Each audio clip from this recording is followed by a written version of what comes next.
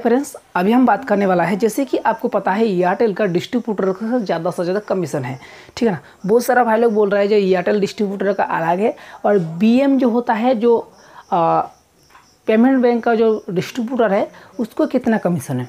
तो सबसे पहले दोस्तों आप लोगों को मैं बताने के लिए कोशिश करेंगे, अगर आप एक एयरटेल का बीएम है, मान के चलो आप बीसी एजेंट है, बीसी एजेंट का डिस्ट्रीब्यूटर होता है, ठीक है ना दोस्तों। जो एयरटेल का डिस्ट्रीब्यूटर होता है वो अलग होता है, अलग लेवल में। जो एयरटेल का जो डिस्ट्रीब्यूटर है उसके लिए अलग कैटेगरी है और जो बीसी एजेंट का डिस्ट्रीब्यूटर है उसके लिए अलग कैटेगरी है। तो चलिए हम आप लोगों को एक बोर्ड में तो बताने के लिए नहीं होता, क्योंकि दोस्तों मेरा अभी इतना बड़ा यूट्यूबर नहीं हुआ, जब मैं हो जाएंगे तो मैं एक स्कीम लगा देंगे, आप लोग देखने के लिए मिल जाएगा।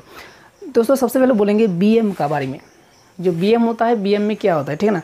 बीएम के बारे में सबसे पहले हम लोग बात करेंगे। जैसे कि बीएम होता है एक एयरटेल का सुपरवाइज़र, ठीक है ना। सुपरवाइज़र जो होता है दोस्तों उसमें आपका शॉप में विजिट करेगा और वो एक इंश्योरेंस करके देगा और आपको उसी का अकाउंट से पैसा निकल के एक इंश्योरेंस करेगा, बस उतना है उसका काम है विजिट करने का। तो उसका कितना पर डे सैलरी मिलता है, मंथली कितना सैलरी मिलता है और वो काम अगर आप करना चाहता है तो आपको इसके लिए क्या करना पड़ेगा वो भी हम लोग इस वीडियो में बताएंगे। तो सबसे पहले हम बोलेंगे दोस्तों, अगर आप इस चैनल में नया हैं तो प्लीज़ चैनल को सब्सक्राइब कर देना और बेल आइकन को प्रेस करना, क्योंकि हमारे चैनल में लेटेस्ट वीडियो आता रहता है। तो अभी हम बात करेंगे बीएम जो होता है, आज हम बात करने वाले बीएम का तरफ से, ठीक है ना। कोई एयरटेल का डिस्ट्रीब्यूटर नहीं बोलेंगे, सिर्फ बीएम जो एयरटेल बीसी एजेंट का डिस्ट्रीब्यूटर होता है, ठीक है ना।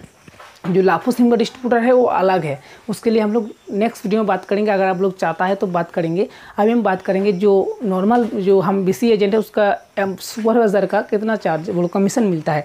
तो सबसे पहले दोस्तों हम बात करने वाला है, मैं गया था, मेरा जो बीएम होता है आप लोगों से पता है, मैं एक कंप्लेंट पोस्टर एक सर्टिफिकेट लेकर आया था मेरा नाम से।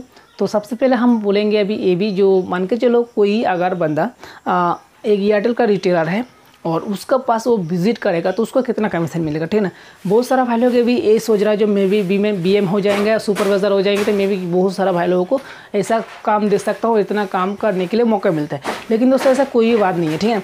ऐसा कोई भी सिस्टम नहीं है, कोई भी रूल्स नहीं है जो बीएम को ज़्यादा से ज़्यादा कमीशन मिलता है। कमीशन इसको कैसे मिलता है मैं अभी बताने के लिए कोशिश करेंगे। अगर मान के चलो आप कोई भी कस्टमर का एक अकाउंट ओपनिंग करता है, ठीक है दोस्तों, आप मान के चलो टोटल हमको कमीशन मिलता है 20 रुपये, ठीक है दोस्तों। आपको शायद पता है टोटल हमको कमीशन मिलता है 20 रुपया, जितना मेरे को जानकारी है मैं उसके हिसाब से बात कर रहा हूँ। अगर आप 50 रुपये से अकाउंट ओपनिंग करेगा तो आपको मिलेगा 10 रुपया, और दोस्तों 10 रुपये मिलेगा बीएम को। तो बीएम को कैसे मिलेगा, ठीक है दोस्तों। बीएम को कैसे मिलेगा मैं आपको सबसे पहले बताने के लिए कोशिश करेंगे। अगर आप एक बीएम है और बीएम में आपको कमीशन कैसे मिलता है वो, ठीक है ना, वो भी आपको बहुत बोलो तो वाइटल का बात है, ठीक है ना। बीएम का कमीशन मिलता है दोस्तों एक इंश्योरेंस करने पर दोस्तों आपको कितना मिलता है। तो दोस्तों उसका सैलरी जो होता है दोस्तों, अगर मान के चलो आप अगर एयरटेल के बीएम है तो आपको टारगेट दिया जाता है एयरटेल कंपनी की तरफ से, जो आप इतना अकाउंट ओपनिंग करो, इतना बीसी ऑनबोर्डिंग करेगा तो आपको इतना इस महीने में सैलरी मिलेगा। लेकिन दोस्तों इसका परफेक्ट सैलरी नहीं है। मैं सबसे पहले बोलेंगे दोस्तों, बीएम बहुत सारा भाई लोग छोड़ दिया। मेरा जो बीएम था 4 बीएम हो चुका है मेरा 6 महीने में। तो दोस्तों बीएम का जो कमीशन बोलो तो ये है उसका जो फ़ायदा बोलो तो उसका जो सैलरी है वो ज़्यादा से ज़्यादा 8,000 रुपया, ज़्यादा नहीं है दोस्तों, 8,000 रुपये उसका सैलरी है। और उसमें टॉर्चर ज़्यादा जितना होता है दोस्तों, आपको क्या बोलेंगे, आप अगर बीएम होना चाहता है, सुपरवाइज़र होना चाहता है तो दोस्तों आप एयरटेल का जो डिस्ट्रीब्यूटर है उसको साथ आप कॉन्टेक्ट कर सकते हैं, बीएम का साथ कॉन्टेक्ट कर सकते हो। आपको जरूर बोलेगा जो इस जगह से आप जाओ वहाँ से बीएम हो जाएगा। तो बीएम होने के लिए दोस्तों आपको एक फ़ायदा क्या है मैं सबसे पहले वो भी बताएंगे। बीएम होने के लिए दोस्तों फ़ायदा यही है, अगर आप बेकार बंदा है तो आपको क्या होता है ना, आपको सभी आदमी पहचानेगा जो एक एयरटेल का एक सुपरवाइज़र है और वो हमारा काम करके देता है। तो लेकिन दोस्तों इसमें कोई फ़ायदा नहीं है। मिनिमम आपको 8,000 रुपये कमीशन मिलता है, उसका उसी का अंदर दोस्तों पैसा लूटता है कैसे, ठीक है ना। बीएम का जो कोई बीएम ऐसा है चालाक बहुत, तो उसका बहुत टैलेंट है, तो वो क्या करता है पर महीना में 20,000 से 30,000 पैसा कमा लेता है। तो कैसे कमाता है मैं आपको भी बताएंगे।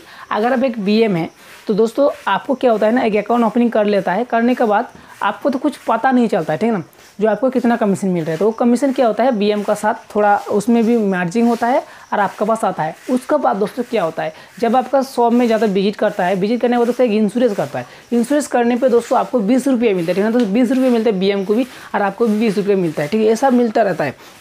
और दोस्तों एक सिस्टम ऐसा है, जैसे कि मान के चलो मैं अभी सुना हूँ, फाइनली मैं सुन लिया हूँ ऐसा, जो बीएम को जो एक्स्ट्रा कमीशन कैसे होता है। मान के चलो अगर आप एक डिस्ट्रिक्ट का बोलो तो एक एरिया का बोलते एक ब्लॉक का बीएम है, एक डिस्ट्रिक्ट का बोलो एक ब्लॉक का बीएम है, तो क्या होता है उसमें आपको एक सिस्टम दिया जाएगा जिसमें आपको जितना विजिट करेगा उतना आपको कमीशन आएगा।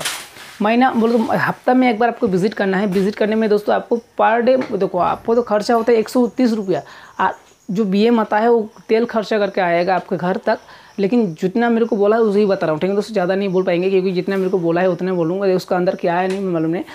BM का घर है मेरा घर से 10 किलोमीटर दूर में, वो मेरा घर में पेट्रोल खर्चा करके आएगा और उसी के अकाउंट से 140 रुपये पे करके इंश्योरेंस करेगा, तो उसका क्या फ़ायदा है।